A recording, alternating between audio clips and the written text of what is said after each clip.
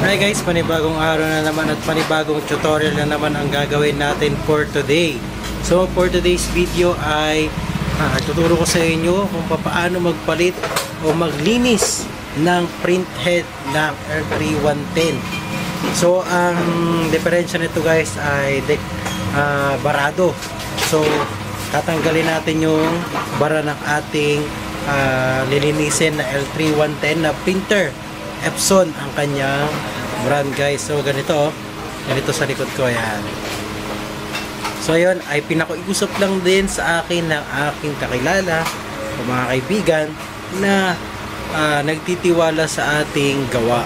So yun guys, mapakita ko na sa inyo yung video. Hindi ko na patatagalin tong intro na to at proceed na tayo sa tutorial.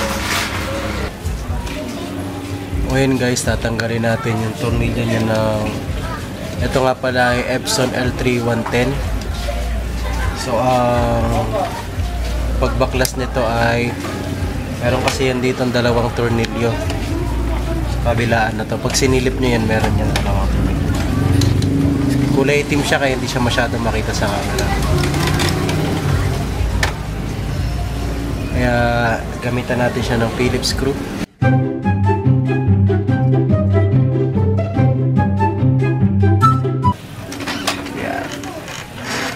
So pag hindi nyo tinanggal yun, hindi nyo maiaangat to ng ganito. So after nyan guys, ito naman. So tatlong ribbon na to dito sa dulo. Tatanggalin din natin yan guys. Ito. Punutin lang natin pataas. Yan. So bago pa kasi itong printer na to, kaya hindi pa napapaklas to, no? So itong dalawa na to nasa loob, yung maliit tsaka malapad. Yan. Ito. Paatras naman ang hila niyan guys. Yan. So pwede na natin yung baklasin guys. Meron yun lang dito parang nakasabit guys. Ang gagawin lang natin ay medyo parang aalog-alogin lang natin siya lakas. Para matanggal yung nakasabit niya dito. Ayan. Para may nakasabit yan dito sa loob. Dalawa yan. Okay, tanggalin natin yung scanner.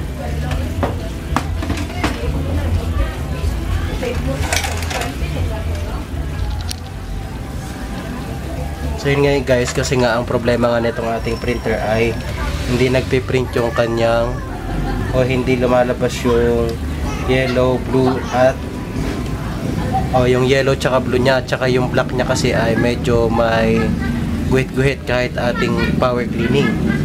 So ngayon guys, kapag ganito guys yung kulay ng kanyang print, no? Pag ganito yung lumabas sa print ng inyong mga printer. So pagka ganito ang lumabas guys, may problema talaga yung ating head. So kapag tinry naman natin i-power cleaning, so ganito yung lalabas niya. So wala pa rin, hindi pa rin buo guys, no? So kailangan natin makuha yung ating blue tsaka yellow, o yung cyan tsaka yellow. So paano gagawin natin? So tatanggalin natin tong head, yung head niya dito. Mapapansin nyo guys ay hindi siya nagagalaw, no? Para nakakapit siya. So ang gagalawin nyo lang ay itong tornilyo dito, yung para gear dito sa gilid, ito yung kulay puti. Yan. Yan. Basta meron lang kayo maikot dyan, tapos galawin nyo lang yan, matatanggal yung pagkakabit nya. Yan. Okay. So right after nun guys ay pagtanggal naman nitong mga socket ng ating mga printer, ng ating mga ink. So yun, kasi dito nakakabit yung ating mga hose. So kailangan guys, hindi kayo magkakamali sa pagbalik at pagtanggal, no? So sa pagtanggal mabilis lang, sa pagbalik kailangan hindi kayo magkakamali guys, no? So tanggalin muna natin yung tornilyo rito. Ito. Gamitan natin ng maliit na Phillips screw.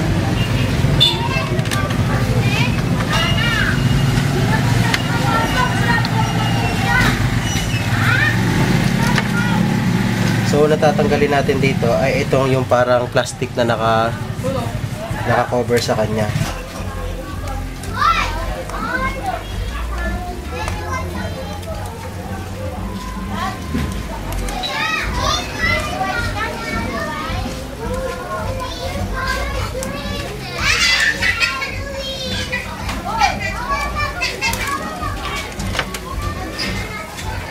So kahit ganyan lang siya guys, huwag nyo nang tanggalin talaga. Ito lang yung nakasabit lang dito.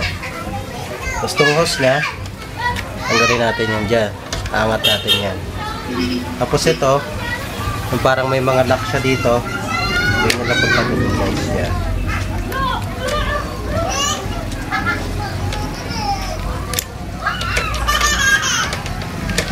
Pisilin nyo lang guys yung parang lock niya. Masugutin nyo siya pataas. Yan. So right after nun guys ay babaklasin na natin yung pinakang head niya.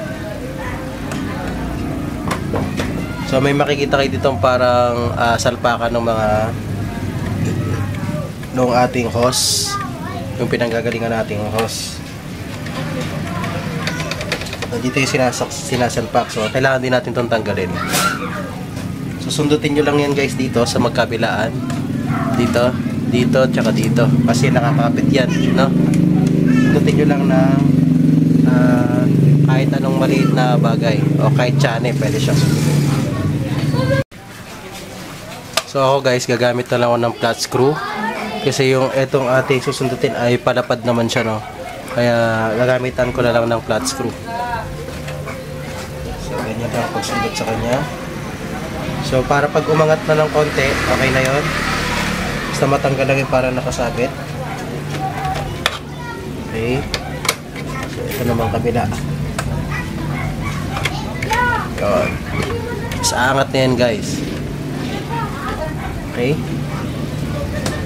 Tanggal natin yan. So may makikita kayo dito pag tanggal nyo, meron ditong tatlong screw. So tanggalin natin siya.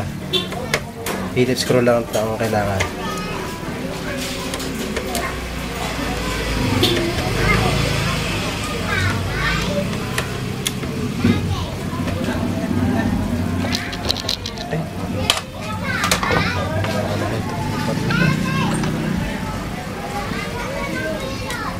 So yun guys, pagkatapos nyan, so tatanggalin naman natin tong parang ribbon na nakadikit na nakaipit dito sa gilid, no? So be careful lang sa pagtanggal nito kasi baka mapunit o mabali, magkakaroon pa tayo ng mas malaking problema. So dahan-dahan lang.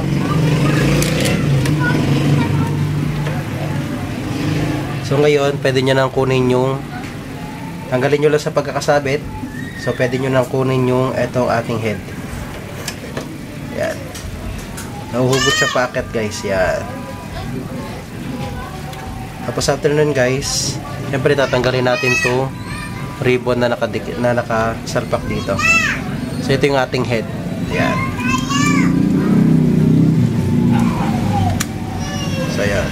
Okay. So ngayon guys, mapapansin nyo, nilatagan ko siya ng mga scratch natin na papel, ano? So para hindi tayo magkalat sa ating lamesa o sa mga patungan na ginagamit natin.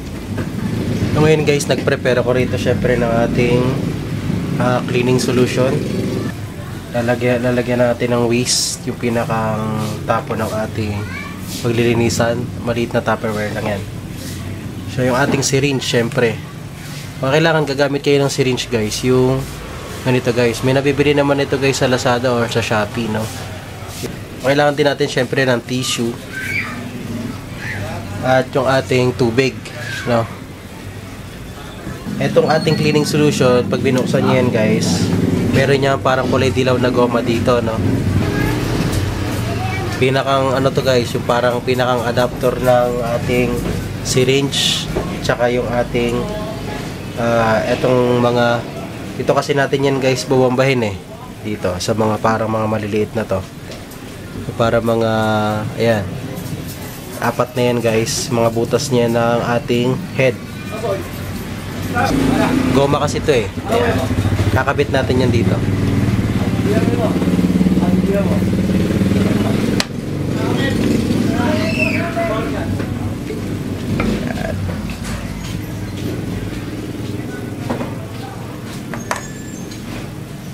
So ayan, putulan na lang natin ng konti.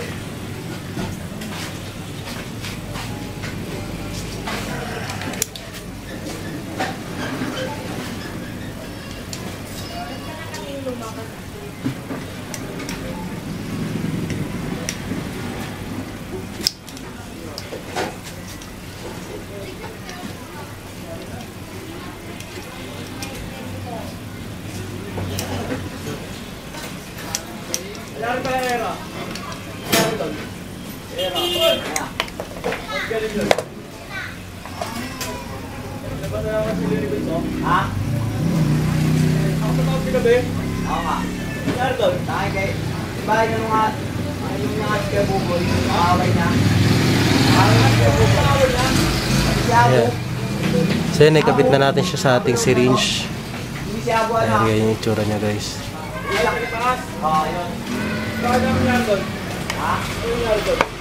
Ang gagawin natin, kukuha lang tayo ng tubig siyempre.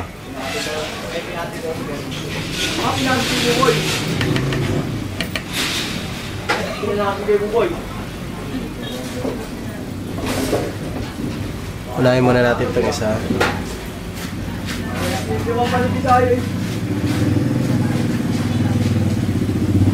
Ayan, goods naman siya guys, no?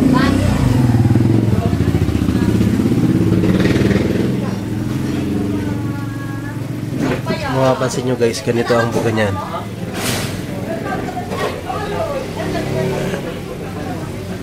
Nakikita nyo sana yung parang buga niya, oh. Ayan, oh.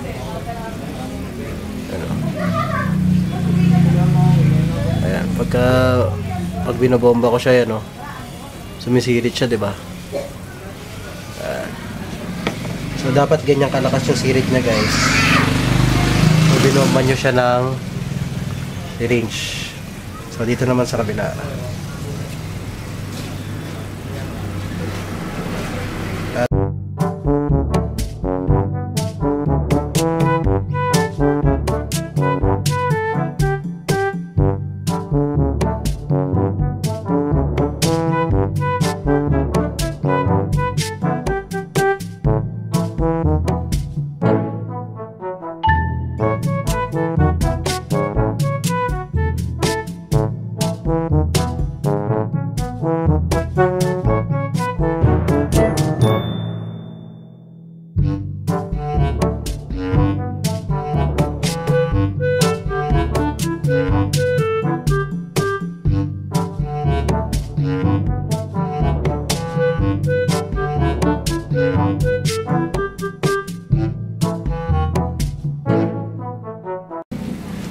Yun guys, sabi ko nga sa inyo, kailangan nyo talagang maglatag ng mga extra paper ninyo o yung mga scratch ninyo. Tulad nyo yan, magkakalat talaga yung ating ink. So yun, natapon na natin, nalinis na natin itong ating tangke. Siyempre, gagamit pa rin tayo ng syringe.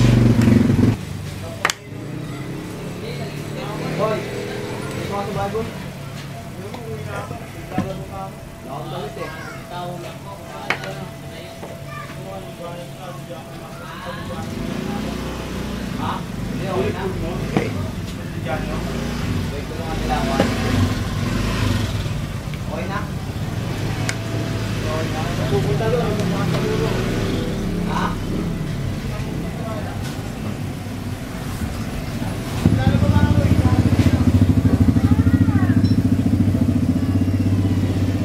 Ayan guys, ganyan lang.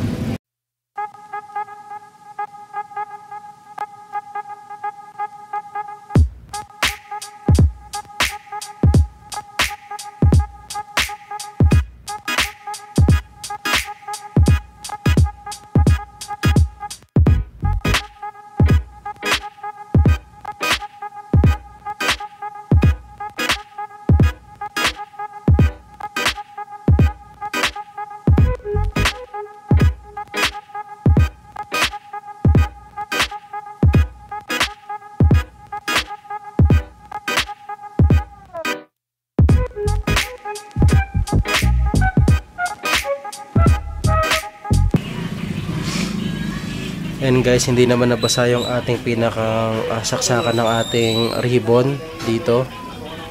So yan, pwede na natin siyang i-direkta ikabit natin dun sa ating printer.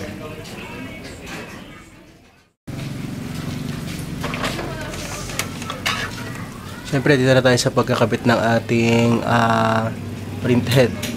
So siyempre ang unahin natin ilalagay yung ating ribbon na tinanggal natin dito.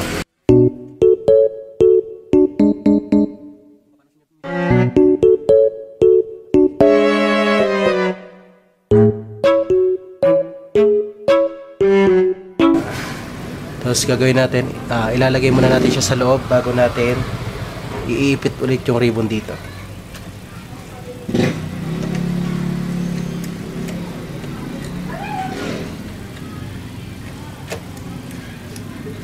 Okay. Yan guys. So ipitin ulit natin yung ribbon dito katulad ng pagkakaipit niya kanina.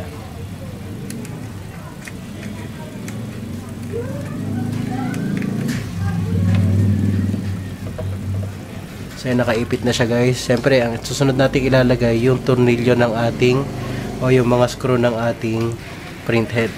Tatlo yun guys, tatlo.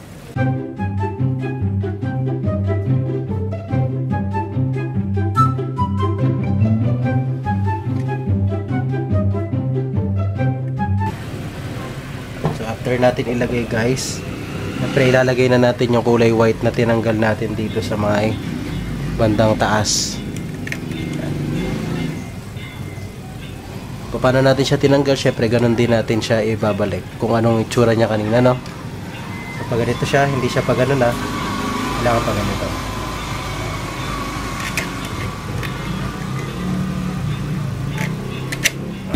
Yan, galaw-galawin nyo lang siya para sure na nakakapit siya guys ng maayos, no? So pagkatapos nun guys, natin ikabit yung ating mga yung nilagay naman nating mga ink.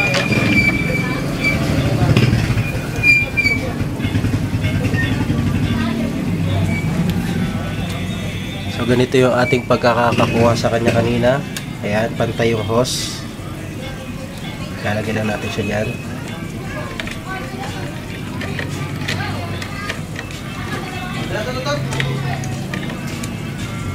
So ang tama pagkakasunod-sunod niyan guys, ito yung black, yellow, magenta at yung cyan. So ididiin nyo lang siya guys. So kailangan tumunog siya pag diniin nyo siya guys. Siyempre ilalagay din natin yung hose.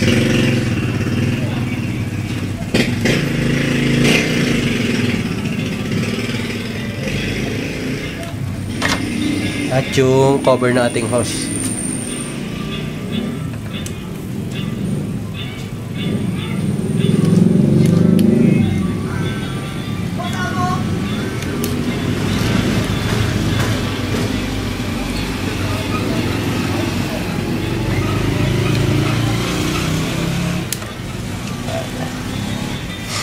Siyempre ilalagay natin yung parang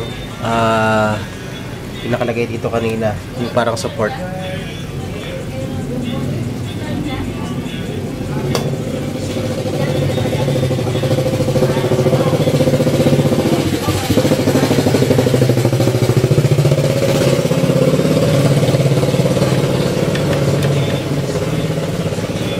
Okay. Okay na siya guys, no? So, ikabit na ulit natin yung scanner.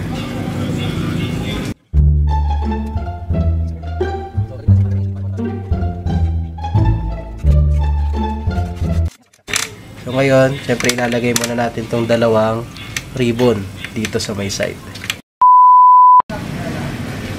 So, dito na nga tayo sa pagtanggal ng ating Kung nahihirapan tayong ikabit dito yung ribbon sa dalawa, pwede nating baklasin tong sidings, no? Na ating printer. So meron yan ditong nakasabit, isa, dalawa, tatlo. Meron dito sa gitna, no? So gagamitan lang natin ng panungkit yan, kahit lang, Phillips screw lang guys. Tanggalin lang natin para nakasabit dito na bilog, no?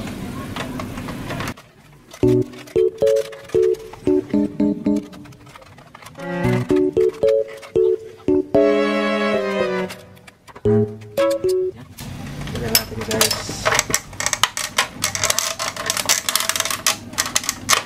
Tignan natin ng konti.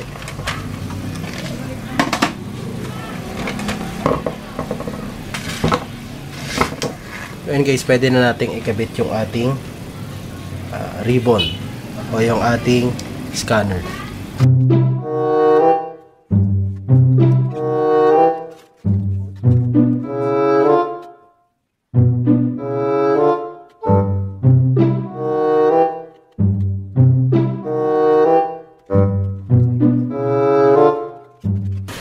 Ayan guys, kung mapapansin nyo guys, tinukuran ko siya ng Phillips screw dito sa gilid.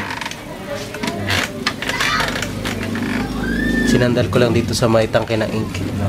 Para hindi babagsak ng babagsak yung ating scanner. Kasi nga nakakabit na yung ating mga ribbon na ikabit na natin. So ikakabit naman natin yung ating sidings. Sa pagkakabit ng ating sidings guys, ito gagawin nyo ay isusungkik nyo lang siya sa ibaba, no? Parang pataas lang ng ganon. Basta maisabit nyo lang yung tatlong lock nya dito sa baba. Ayun, bilog, dalawang bilog sa gilid, tapos isang palapad na lock dito sa may gitna. Ayan dito. Ayan yung sinasabi ko, bilog, tapos bilog, ayan, tapos ito yung parang palapad. Ano yan dito, nakakawit yan dito sa loob, no? So ikakawit muna natin siya para mailak siya.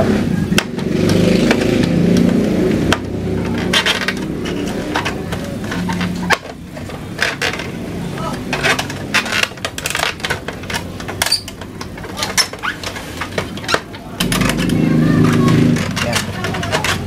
Ilagay na natin siya, no? Tanggalin natin yung tukod niya. Baba natin yung scanner. Yun, saktong-sakto siya ulit. Ngayon guys ay pwede na natin siyang testingin, pero siyempre ibabalik muna natin yung dalawang tornilyo rito sa may side.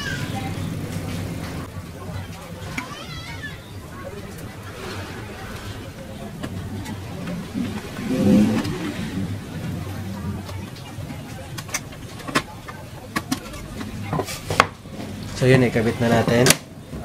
Testingin na natin siya.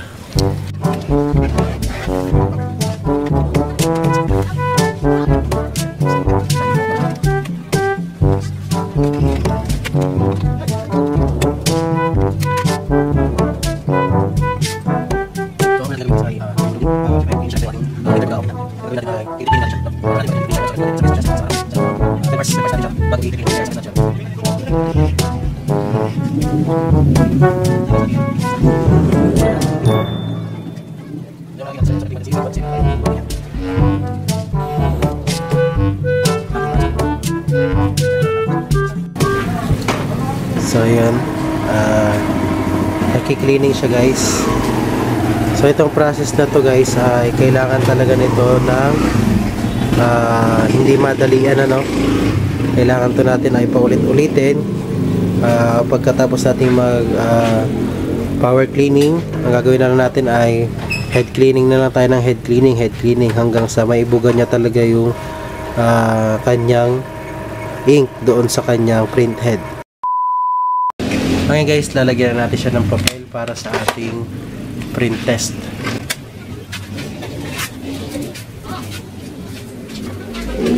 Lalagyan natin siya ng papel, no? Ng page yan. So ang gagawin natin ay pinutin natin itong nozzle check. Try natin kung pwede yung ating filter.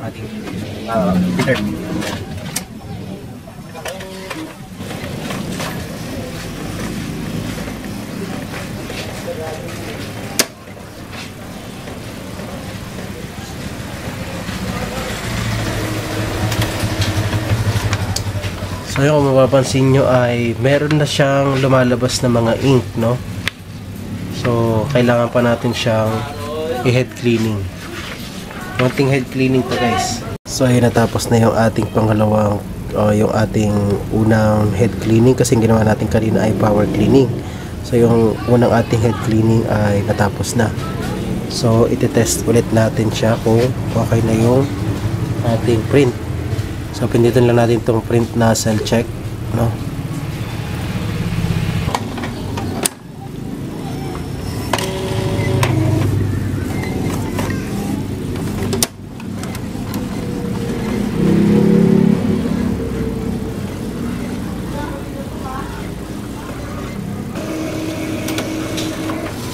So yun, lumabas na guys yung kulay ng ating cyan, magenta at yellow, no? Ayan, buo yung ating yellow, buo yung ating magenta at may konting parang medyo blanco yung ating cyan o blue. So yung ating black ay putol-putol pa rin. So magagawan pa natin ng paraan yan guys, no?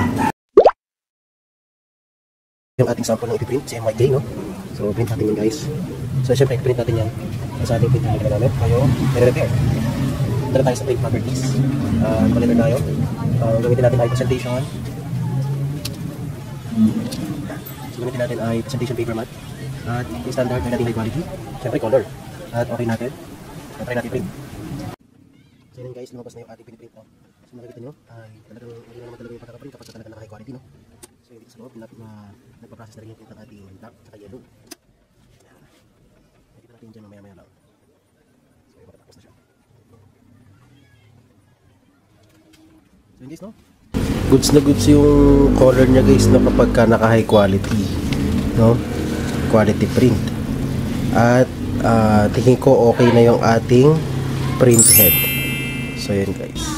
So yun, hanggang dito na lang yung ating video. Kung may natutunan ka dito sa video na to, huwag mo naman kalimutang i-like, subscribe ang aking channel, Rems TV, para sa iba pa nating video tutorial.